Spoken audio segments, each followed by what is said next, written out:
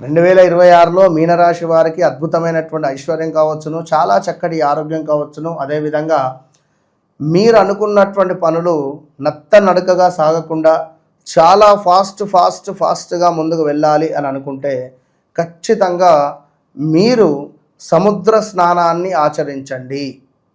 2026లో 3 నెలలకు ఒకసారి లేదా నదీ స్నానాన్ని ఆచరించండి. లేదా గంగ నీళ్ళు ఇంట్లో ఉన్నా కూడా వాటిని తప్పకుండా కలుపుకొని పాలు, పెరుగు, శర్కర, తేనె, నెయ్యి ఈ 5 మిశ్రమాలను ఒకే స్పూన్లో తీసుకోవాలి. అంటే ఒక్కటే స్పూన్లో ఈ 5 వచ్చేటువంటి విధంగా తీసుకొని చేయాలి. ఒక్కొక్క స్పూన్ వేయకూడదు.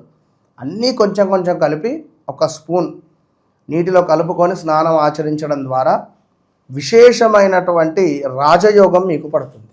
దీనివల్ల అఖండ ఐశ్వర్యం మీ సొంతం, అద్భుతమైనటువంటి ఆరోగ్యం మీ సొంతం, అనుకున్న పనులు అద్భుతంగా ముందుకు వెళతాయి. ఏది ఏమైనప్పటికీ వ్యక్తిగత జాతక రీత్యా మీకు నడిచేటువంటి దశ అంతర్దశలు చాలా డేంజర్ జోన్లో ఉంటే చెప్పలేదు. మీకు మీ జాతక రీత్యా బుధుడు నీచబడతాడు మీ ఇంట్లో.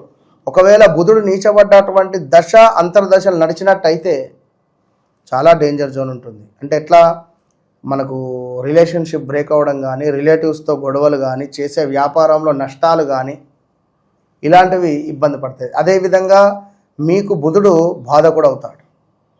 సో ఇట్లా అంటే ఓవరాల్గా చూసుకునే అంటే బుధుడు శుక్రుడు బాధ కూడా అవుతాడు. శుక్రునే చూసుకోవాలి, బుధుడు బాధ అనేది ఇస్తాడు. సో ఓవరాల్గా ఈ విషయాలను తప్పకుండా చూసుకొని ముందుకు వెళ్ళండి. All the best.